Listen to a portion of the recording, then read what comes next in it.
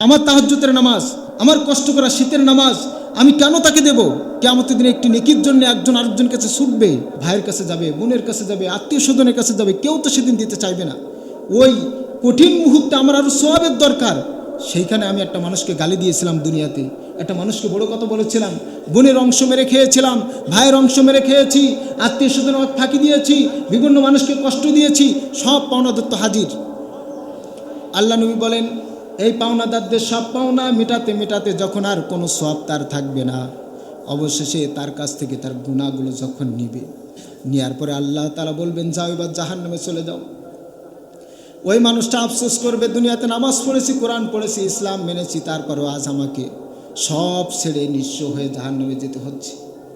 এই মুহূর্তে তার যে পরিস্থিতিটা তৈরি হবে, আল্লাহ নবী বলেন, ওই ব্যক্তি হলো সবচেয়ে বড় নিঃস্ব, ওর সে নিঃস্ব আর কেউ ওই দিন হবে না। আমরা এটা বুঝি না।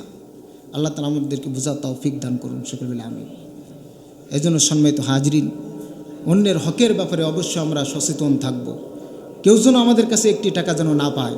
আল্লাহ নবী যখন কোনো জানাজার নামাজ পড়াতে যেতেন, তিনি সর্বপ্রথম যে কথাটা জিজ্ঞাসা করতেন, সেটা তিনি বলতেন, এই যে মানুষটা মারা গিয়েছে, এই ব্যক্তি কোনো ঋণ আছে কি না। যদি ঋণ থাকে, তার সন্তানাদিকদেরকে বলতো যে এই ব্যক্তির ঋণ তোমরা শোধ করার ব্যবস্থা করবা।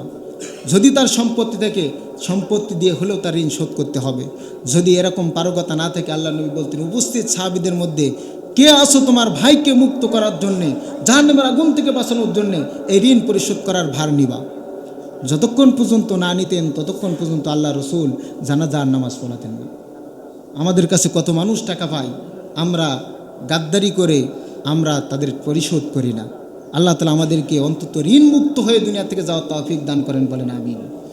সম্মানিত হাজরিন, আল্লাহ নবী সাল্লাল্লাহু আলাইহি সাল্লাম বলছেন, কুল্লুকুম রাঈন ওয়া কুল্লুকুম মাসউলুন আন রাঈয়াতিহি। তোমরা প্রত্যেকেই দায়িত্বশীল, তোমাদের প্রত্যেকের দায়িত্ব সম্পর্কে কিয়ামতের দিন জিজ্ঞাসা করা হবে। আমি এখানে দায়িত্বশীল, আমাকে এই দায়িত্ব সম্পর্কে জিজ্ঞাসা করা হবে। আপনি আপনার পরিবারের দায়িত্বশীল, পরিবার সম্পর্কে আপনাকে জিজ্ঞাসা করা হবে। যে যেখানে দায়িত্বরত আছেন, সেখানে দায়িত্ব সম্পর্কে অবশ্যই জিজ্ঞাসা করা হবে।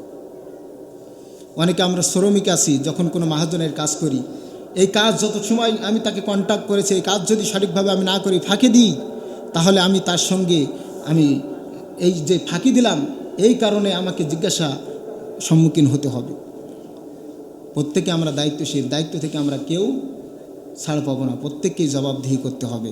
এই জন্য সম্মানিত হাজরিন, আমাদের জায়গা থেকে যেন আমরা সবাই ভালো থাকতে পারি। আল্লাহ আমাদেরকে কবুল করুন, সকলে বলে আমিন।